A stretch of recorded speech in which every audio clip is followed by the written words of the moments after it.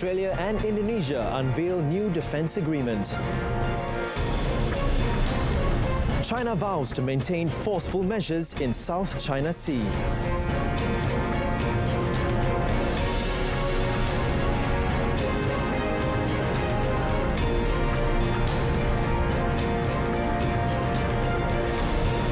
Good afternoon and Salam Malaysia Madani. My name is Daryl Baptist and you are watching World Today.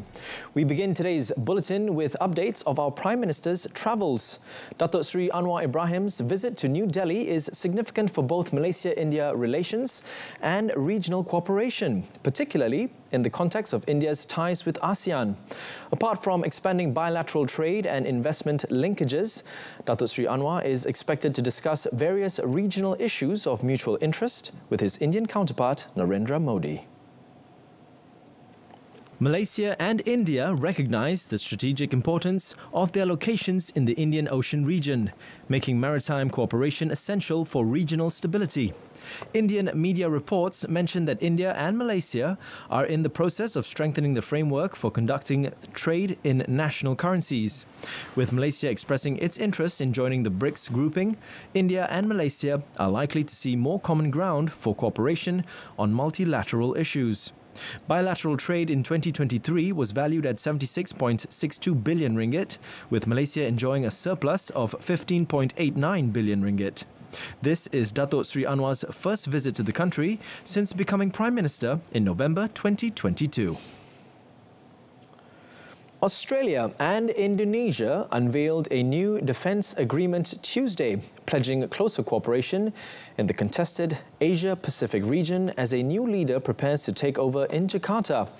The pact, which includes provisions for joint drills and each military operating in the other country, was unveiled as Indonesian Defence Minister and President-elect Prabowo Subianto visited Canberra. Prabowo, who will take the reins of the world's third largest democracy in October, said he wanted to forge closer ties with Canberra while following the general policies of his predecessor Joko Widodo. He singled out the need for Australian help in areas such as agriculture, food security and international drug trafficking. Australian Defence Minister Richard Marles said the defence agreement, expected to be formally signed in the coming days, was one of the most significant agreements ever negotiated between the two neighbours. Indonesia and Australia have been hashing out the defence agreement since February last year.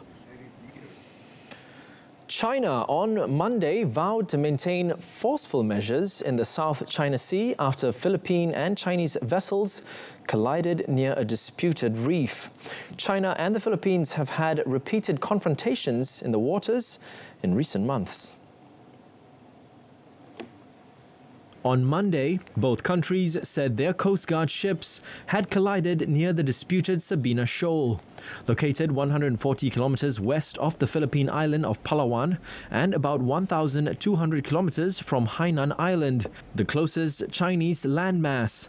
Manila said it was the first hostile action by Beijing against it near Sabina, where both sides have stationed Coast Guard vessels in recent months. Commodore J. Terriella, a spokesman for Manila's Coast Guard, said the Chinese vessel had smashed a hole into the hull of the Philippine ship during their first collision. A second collision then dented the ship and damaged its railings. He added in a separate collision, another Filipino vessel, the BRP Engano, suffered a 1.1 meter hole in its right side, as well as damage to its engine exhaust. China Coast Guard spokesperson Gan Yu accused the Philippine vessels of acting in an unprofessional and dangerous manner, resulting in a glancing collision. He added that the China Coast Guard took control measures against the Philippine vessels in accordance with the law. Chinese state news agency Xinhua reported that the incident took place at 3:24 a.m. local time. The repeated clashes in the South China Sea have sparked concerns that Manila's ally, the United States, could be drawn into conflict. Analysts have said Beijing's aim is to push eastwards from the Second Thomas Shoal towards the neighbouring Sabina Shoal, encroaching on Manila's exclusive economic zone and normalising Chinese control of the area. Taiwan carried out missile tests on Monday, launching a battery of surface-to-air missiles in front of reporters during a visit to a sensitive test site on a remote part of the island's southeastern coast. Taiwan, which China views as its own territory, has complained of stepped-up Chinese military activity as Beijing seeks to assert its sovereignty claims, while Taipei has been strengthening its deterrence abilities. At the Juping base, the military test-fired both US-made Patriot and Taiwan-made Sky Bow, the third missiles, into the skies as dawn broke, while a warship off the coast fired a RIM-66 Standard missile. According to Taiwan's defense ministry, all the missiles that were fired have smoothly hit their mark and have proven 2 points. The first being that the training of its soldiers is very solid, the other being that the weapon systems have been verified during this process of live firing missiles. Missiles are a key part of Taiwan's defense strategy, utilizing both US-made and domestically developed artillery. Taiwan's government rejects China's territorial claims, saying only the island's people can decide their future. We move now to Europe, where Amsterdam has banned government employees from using the Telegram messenger on work phones due to espionage concerns. Speaking to local media, City Council member Alexander Scholz confirmed that the ban had been implemented at the end of April, although it had not gone public, or rather had not been publicly disclosed until now. Scholz cited criminal activities within the app and the risk of espionage as the primary reasons for the decision. He also called Telegram a safe haven for hackers, cybercriminals and drug traffickers. Although Telegram was originally created in Russia, its headquarters is now located in Dubai, with the company officially registered in the Virgin Islands. Other municipalities in the Netherlands reportedly have not imposed similar bans on Telegram. Disgraced former Republican lawmaker George Santos, who was expelled from the US Congress for using stolen donor cash to bankroll a lavish lifestyle, pleaded guilty on Monday to wire fraud and identity theft. Judge Joanna Seibert ordered Santos to pay more than $370,000 USD in restitution during a court hearing in Central Islip and set sentencing for 7th February next year. Santos, 36, faces at least 2 years in prison and a maximum of 22 years. Speaking to reporters after entering his guilty plea, Santos apologized to his former constituents and said he had allowed ambition to cloud his judgment. The downfall of the congressman from Long Island came after it was revealed he had fabricated almost his entire backstory, including his education, religion, and work history. Santos was elected to the US House of Representatives in 2022 and indicted the following year for stealing from campaign donors and engaging in credit card fraud, money laundering, and identity theft. Santos used donor money for Botox treatments and the OnlyFans porn website, as well as luxury Italian goods and vacations to the Hamptons and Las Vegas. He had been scheduled to go on trial on 9th September on some 24 charges, but opted instead to enter a guilty plea to wire fraud and identity theft. Santos was expelled from the House last year, becoming only the third person to be ejected as a US lawmaker since the Civil War, a rebuke previously reserved for traitors and convicted criminals.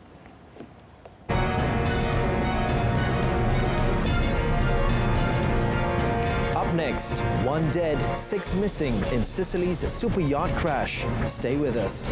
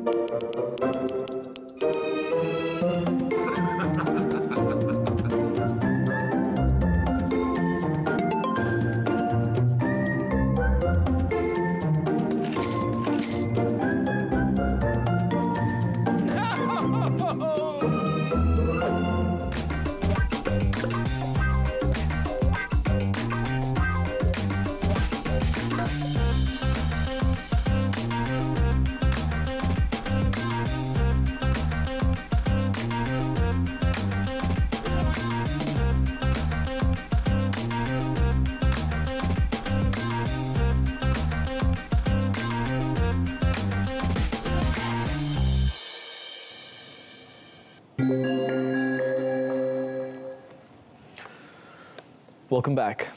President of Azerbaijan Ilham Aliyev and his Russian counterpart Vladimir Putin on Monday discussed a wide range of bilateral and international issues, including energy cooperation.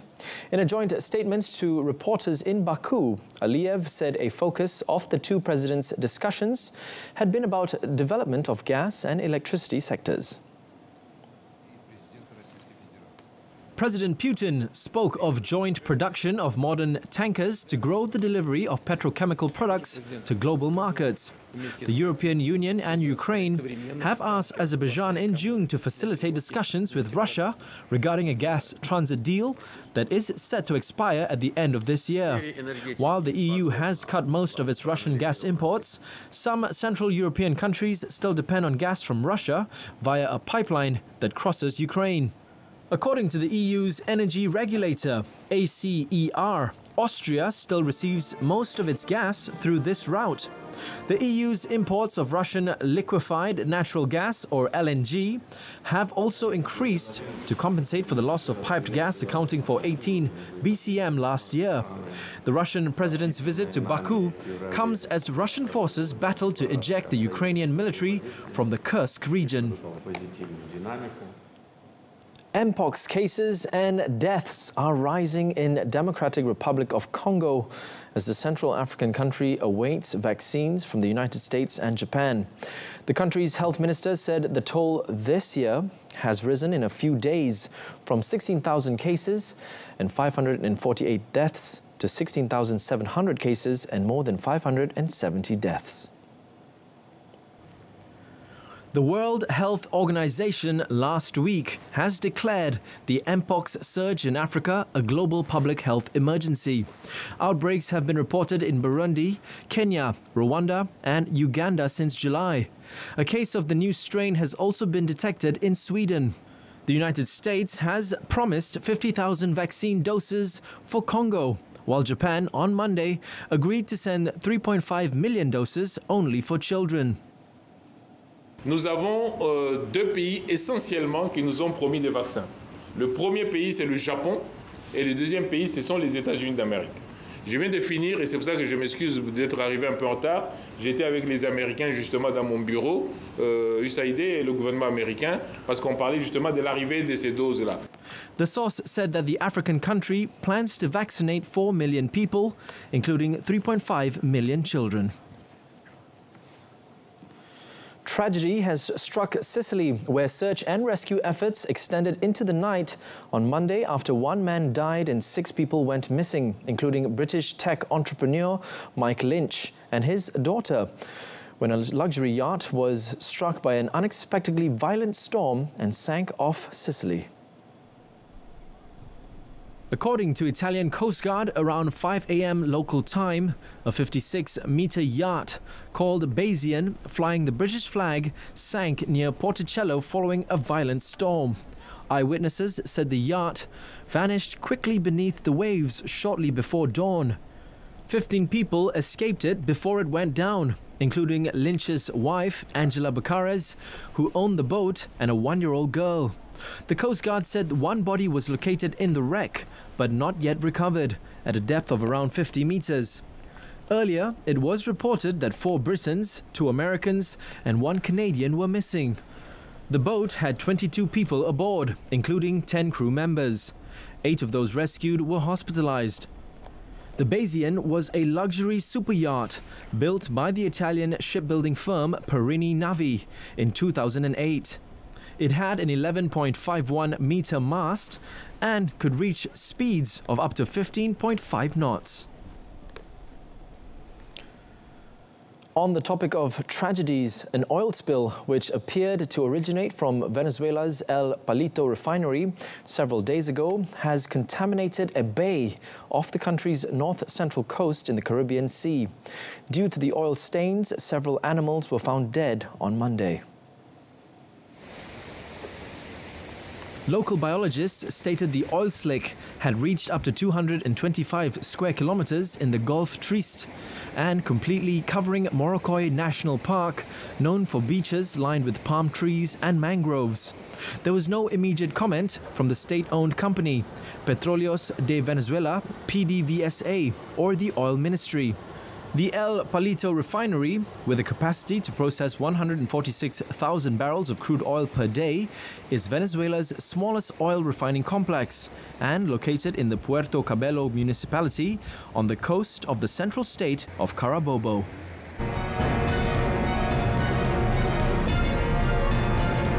In sports, Sabalenka clinches Cincinnati Open title. Stay tuned.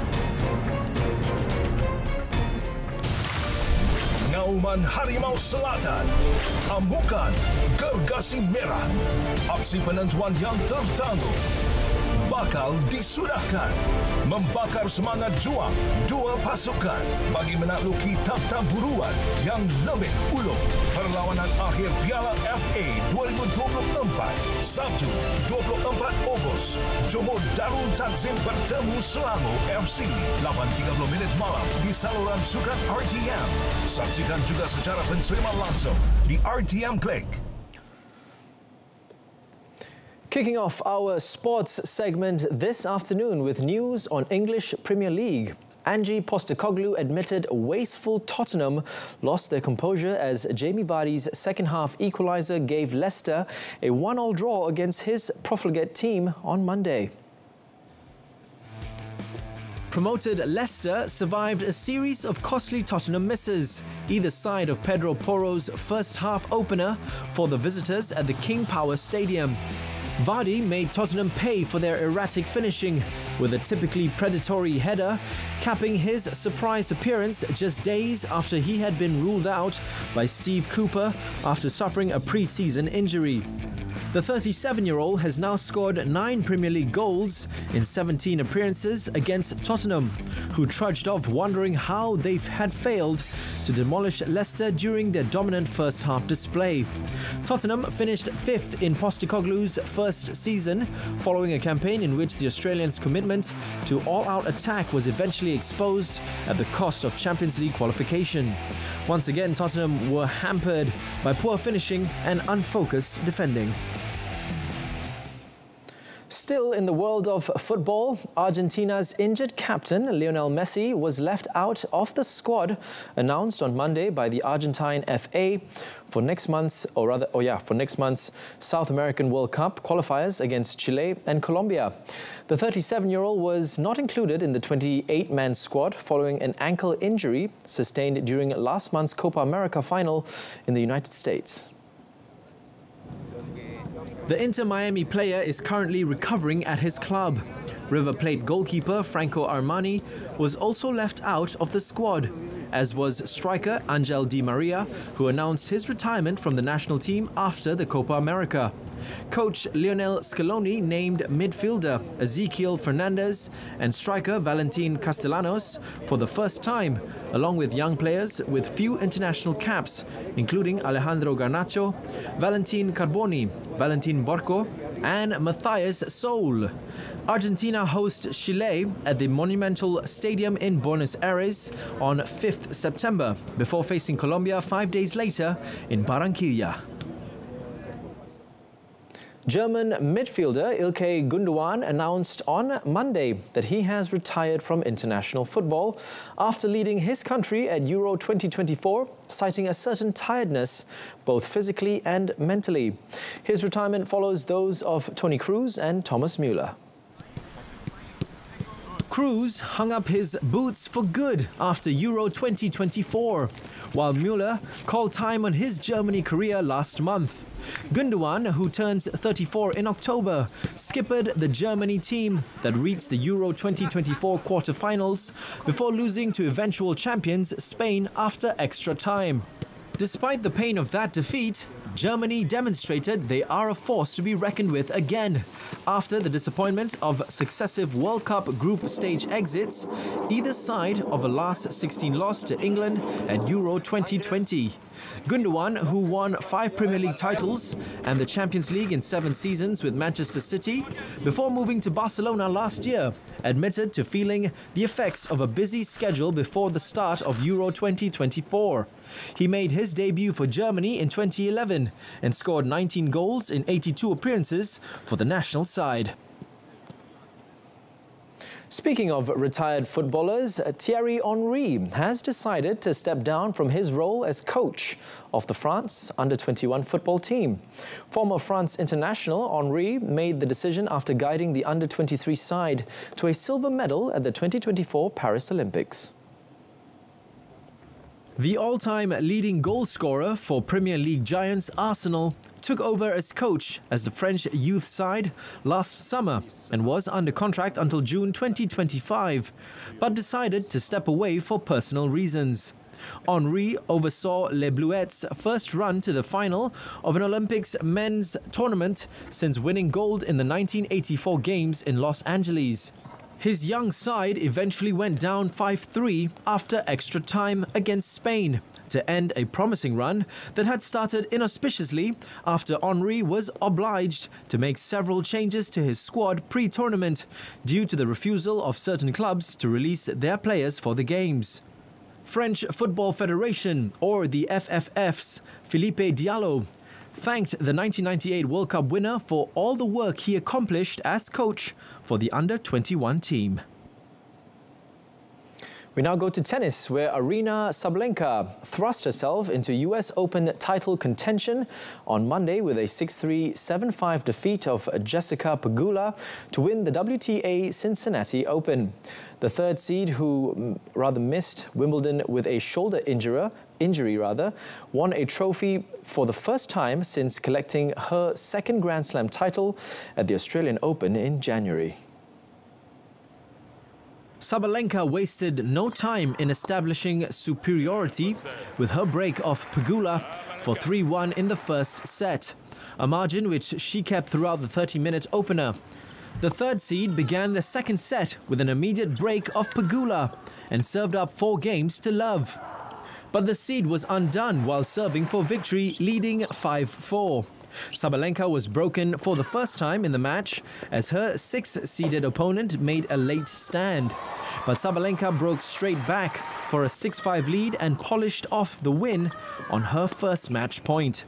The Belarusian has now defeated Pegula, champion last week in Toronto, in 5 of 7 matches. She will now move to second in the world in the WTA rankings and has emerged as a serious contender when the US Open begins in New York next Monday. The win marked Sabalenka's 6th WTA 1000 title and the 15th of her career.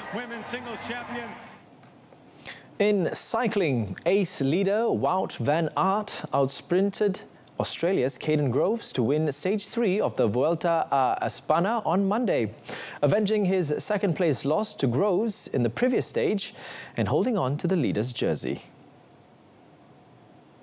Van Aert was held off by Groves in Sunday's stage, but did take the overall lead, and at the end of Monday's 191.2-kilometer ride from Lusa to Castelo Branco, he tasted victory in his Vuelta debut. Spain's John Aberasturi Izaga finished third in the bunch sprint, and Van Aert increased his overall lead to 13 seconds over American Brandon McNulty, thanks to the 10-second bonus for winning the stage.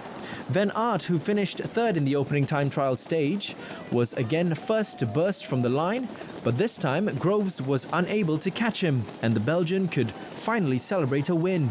The early part of the stage was dominated by a 4-man breakaway group, which included Luis Angel Mate, the oldest rider in the race at 40, but it was his colleague Xavier Isasa who held out the longest. He was finally reeled in with 20 kilometers left to ride, and the expected sprint finish was set up. Previous few sprint stages ahead in the Vuelta, Van Aert pulled out all the stops to ensure he was not denied for a second successive stage. Today's Stage 4 brings the race to Spain after the opening period in Portugal, with a 170.5-kilometer mountain stage from Plasencia to Pico Villuercas.